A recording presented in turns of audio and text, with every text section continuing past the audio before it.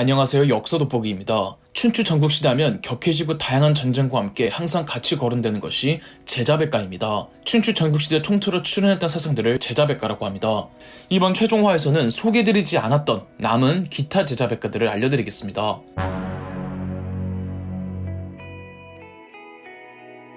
먼저 춘추 전국시대 당시에도 센세이션을 일으켰던 묵가입니다. 묵가는 묵자가 정립한 학파라 묵가라고 칭한답니다. 묵자의 본명은 묵척, 출신은 알려지지 않았으며 생몰연도도 정확하지는 않고 아마 춘추시대 말기 혹은 전국시대 초기로 추정이 됩니다. 확실한 건 공자와 맹자 그 사이에 있던 사상가였습니다. 묵자의 묵이 검다는 뜻인데 묵자가 죄를 짓고는 얼굴에 문신이 낙인 찍히는 형벌, 묵형을 받았다는 설이 있고 혹은 피부가 검은 외국인이었다는 설이 있습니다.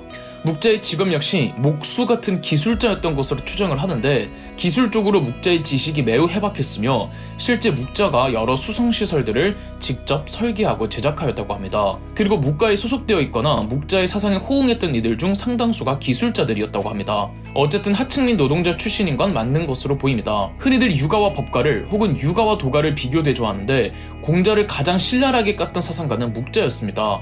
공자의 육아 사상에서 말하는 사랑의 방법이 매우 잘못됐다는 겁니다.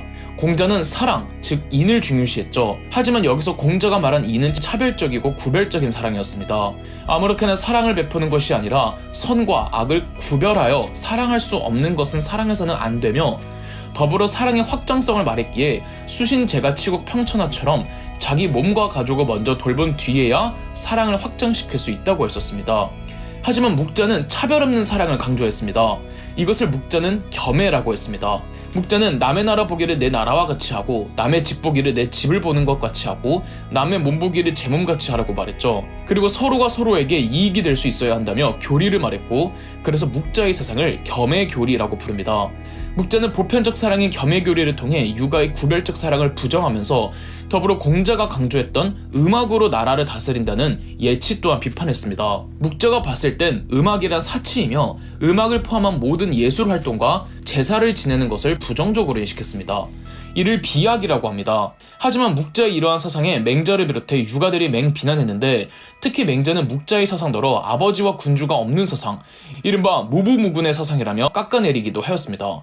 하지만 묵자의 사상은 당대 엄청난 인기를 끌어모았고 추종자들 또한 매우 많아서 맹자는 이를 매우 한탄해했다고 합니다. 당연하게도 묵자는 전쟁에 반대했습니다. 실제 묵자는 여러 나라들을 유람하며 전쟁을 막고자 가진 노력을 했죠. 그래서 그렇게 묵자의 추종자들이 많았나 봅니다. 하지만 묵자가 모든 전쟁을 다 반대한 건 아니었습니다. 침략 전쟁을 규탄할 뿐 적국이 쳐들어온다면 그때는 맞서 싸울 수도 있어야 한다고 주장했죠. 묵자는 송나라라는 작은 나라에 있을 때 송나라를 공격하는 초나라의 공격을 무려 9번이나 막아내었다고 합니다. 이때 성 방어 장비와 시설들을 전부 직접 설계하고 제작했다고 하죠. 그래서 묵자는 수성의 상징처럼 평가받기도 합니다. 묵자의 사상을 정리하고 기록한 책이 묵자인데 무슨 시대에 어떻게 편찬되어 전해지는지는 밝혀지지 않았습니다. 묵자 중에서 경상, 경하, 경설상, 경설하, 대치, 소치 6편을 묵경이라고 따로 부르기도 하며 이 묵경은 묵자의 자연관이 담긴 과학책입니다. 전국시대 때 그토록 유행하였고 육아와 가장 큰 대립구도로 세운 묵가였지만 훗날 중국이 육아를 유학과 유교로 국교화하고는 묵가는 철저히 부정되고 잊혀진 사상이 되어 사라지게 되었습니다. 하지만 묵가의 소멸이 꼭 육아의 의도적인 탄압 때문은 아니랍니다. 중국의 역사학자 이중택 교수는 묵가에 대해 이렇게 평가했습니다. 묵자가 공평과 정의를 주장한 것은 높이 평가할 만하다. 인류의 행복을 주장한 건 역시 마찬가지다. 그러나 그가 주장한 공평과 정의는 물불을 가리지 않는 고생과 인내를 통해서만 실현이 가능했다. 그가 약속한 인류의 행복 역시 대다수 사람에게는 고통의 산물이었다. 아마도 묵자가 보기에는 모두가 평등하게 힘든 생활을 하는 것이 행복이었던 것 같다. 하지만 그의 생각은 틀렸다. 사람들은 평등하기도 하고 윤택하기도 한 삶을 바란다. 해진 옷을 입고 거친 식사를 하며 매일 끝도 없이 노동을 하면서도 오락까지 금지당하는 생활은 아무도 원치 않는다. 동양의 고전을 읽는다라는 책에서는 이렇게 표현되고 있습니다. 묵가에서는 군주, 관료, 인민으로 표현될 수 있는 통치 질서를 그대로 인정한 후 사회 구성원 상호 간의 사랑을 회복함으로써 사회적 문제가 해결된다고 보았다. 이런 논리라면 사회적 문제는 개개인의 자의적 결단에 내맡겨지게 된다. 그러나 중요한 것은 구성원 상호 간의 사랑을 유도할 수 있는 제도적 장치를 마련해야 한다는 점이다. 다음은 명가입니다. 명가라는 이름에서는 어떤 사상학파인지 유추하시기 힘드실 텐데요. 춘추 전국시대에는 온갖 많은 사상과 저작들이 난무하다 보니, 그리고 또 무한 경쟁의 시대에 유색익들이 워낙 많아지다 보니 논리학, 수사학 등이 유행하였습니다. 명가는 바로 이런 논리학, 수사학, 옹변술, 논술 등을 연구한 학파입니다.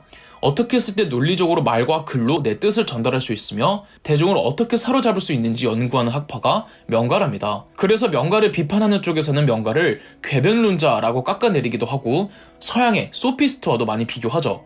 혹은 법령을 해석하고 주석을 다는 일종의 변호사 역할도 했답니다. 명가의 시작은 춘추시대 정나라의 등석부터라고 보고 있습니다. 등석은 정나라 자산과 동시대 사람이며 함께 정나라 국정에 참여했는데 정나라 자산이 중국 최초로 만들었다는 성문법을 두고 법령의 해석을 이 등석이 따지고 논하면서 자산과 갈등을 빚었다고 합니다. 명가는 전국시대에 이르러 더 발전하는데 이 맹자편에서는 양해왕으로 나오는 위나라의 해왕 때 이 위나라 재상을 겸한 해시는 그가 읽었던 서적과 출판한 서적만 해도 그 양이 방대했다고 합니다. 비록 해시의 저작이 남아있는 건 없지만 해시는 논리학적인 관점에서 명제를 많이 남겼는데 장자편에서는 이 해시의 역물십사라고 10가지 명제들이 기록되어 있습니다. 남쪽은 끝이 없으면서 끝이 있다. 나는 천하의 가운데를 한다. 연나라의 북쪽이며 월나라의 남쪽이다. 하늘과 땅은 아란하다. 산과 연못은 평평하다. 이렇게 무슨 말인지 알 수 없는 역설적인 명제들만 10개가 남아있죠. 해시와 더불어 대표적인 명가의 사람이 조나라의 공손룡입니다. 공손룡의 백마비마론이 매우 유명합니다. 백마는 곧 말이 아니라는 뜻인데요. 백마는 어쨌든 그 본질이 말이잖아요. 하얗다는 건 현상에 불과하고요. 따라서 백마는 현상을 표현한 말일 뿐 본질을 표현한 말이 아니라는 뜻입니다. 공손룡이 이처럼 철학적인 말을 한 진짜 뜻은 정치를 함에 있어서 명분과 실리를 제대로 파악하고 구분하라는 뜻이었다고 합니다.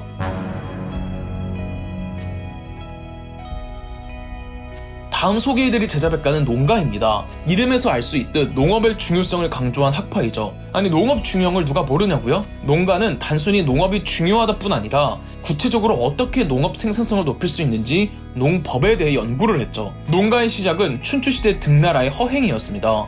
허행은 농법을 설파하면서 농사를 통해 세상이 평화로워질 수 있다고 굳게 믿었고 어느새 그의 제자들도 굉장히 많아졌다고 합니다. 허행은 제자들과 같이 농사를 지으며 자급자족의 원칙을 강조했습니다. 허행으로부터 시작한 농가는 상업을 매우 부정적으로 보았고 수공업의 경우 농기구를 제작한다는 조건에서는 긍정하였습니다. 유가의 한 사람이었던 진상은 등나라를 지나가던 중 허행을 만나고는 그간 배웠던 모든 유가를 버리고 허행의 농가를 지지했다고 합니다.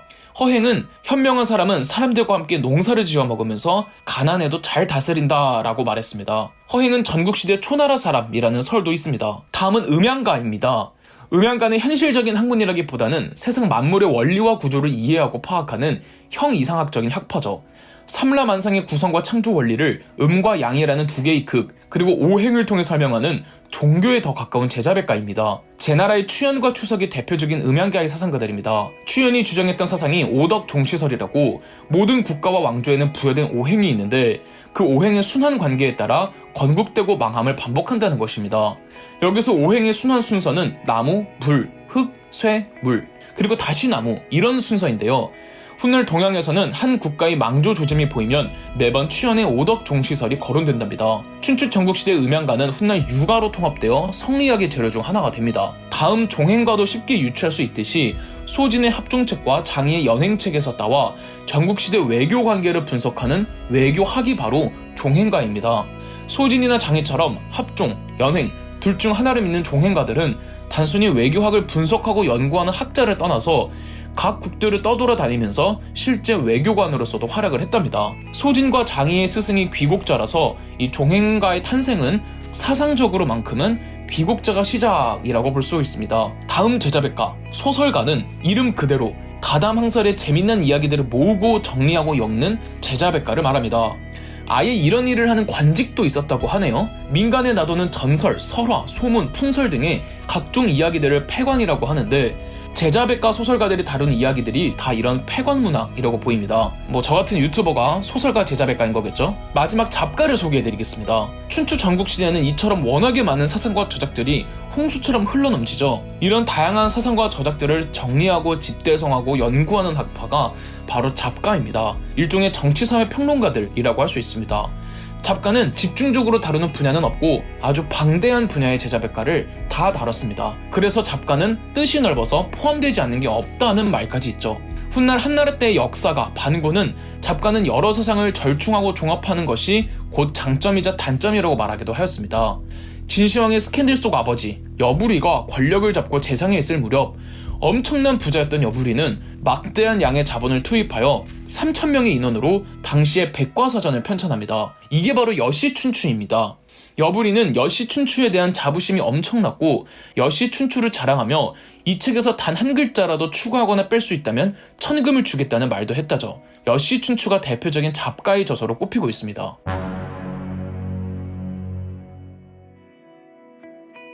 이렇게 많은 제자백과들을 소개해드렸습니다. 춘추 전국시대는 이만큼 많고 다양한 사상들이 부딪히고 교류하면서 굉장히 많은 고전들이 수두룩하게 나왔으며 오늘날에까지 연구와 해석의 대상이 되고 있죠. 춘추 전국시대의 사상과 관련하여 꼭 소개해드릴 기관이 있습니다. 바로 제나라의 직하학궁입니다. 제나라는 전국시대에 이제는 지식과 사상의 시대가 올 거란 생각에 국가주도로 교육기관 겸 학술기관인 직하학궁을 건립하였습니다. 이곳에서 발생하는 일체의 비용은 전부 국가가 부담했으며 입학 조건도 따지지 않았고 외국인이어도 모두 다 받아서 교육과 학술과 연구에 집중하도록 했습니다. 인재를 선발해서 육성하겠다는 거죠. 그러니까 직하학궁은 당대 가장 규모가 컸던 최대 국립교육기관이자 싱크탱크이자 연구소였던 거죠. 직하학궁은 전국시대 제나라 환공 때 만들어졌습니다. 여기서 제환공은 최초의 춘추어패인 제환공과는 다른 전국시대 사람입니다. 그리고 제나라 위왕과 선왕 때 직하학궁이 크게 확대되었습니다. 직하학궁은 제나라의 수도 임치에 있었는데 임치성의 남문의 이름이 직문이었고 그 아래에 위치하고 있어서 직하학궁이라고 불렀죠. 맹자, 순자, 장자가 직하학궁에서 연구도 하고 교수진으로 있었고 이사와 한비자도 직하학궁 출신이었습니다. 직하학궁에서 배출한 학자들 라인업이 매우 빵빵하며 다들 제자백과의 주요 사상가들이거나 각국의 주요 재상으로 등용되었죠. 제나라의 직하학궁에서 별 수 있는 교훈은 교육에는 국가에서 얼마나 투자해도 전혀 아깝지 않은 사업이라는 겁니다. 춘추 전국시대 이토록 많은 제자백과의 출현과 사상에서 우리는 어떤 교훈을 얻을 수 있을까요? 마지막으로 중국의 역사학자 이중텐 교수의 글을 인용해보며 마치겠습니다. 그러면 제자백과는 어떻게 마침표를 찍을까? 결론을 내지 못하는 게 정상이다. 인성의 선악 같은 문제는 아마도 영원히 결론을 얻지 못할 것이다. 인류 공동의 가치도 인류 전체가 머리를 맞대고 고민해야 할 화두다. 다만 문제는 제자백과의 시대에 우리가 깊이 사유하여 가치를 실현할 수 있는 공간이 오늘날에 있냐는 것이다. 그렇지 않은 듯하다. 하지만 제자백과는 앞으로 이어질 여정 속에서 항상 우리와 동행할 것이다. 그럼 역사돋보기였습니다. 저희 역사돋보기가 멤버십 제도를 시작했습니다. 저희 영상 제작에 큰 도움이 되는 멤버십 가입 많은 관심 부탁드리겠습니다. 영상 재미있으셨다면 구독과 좋아요, 알림 설정까지 해주시면 감사드리겠습니다.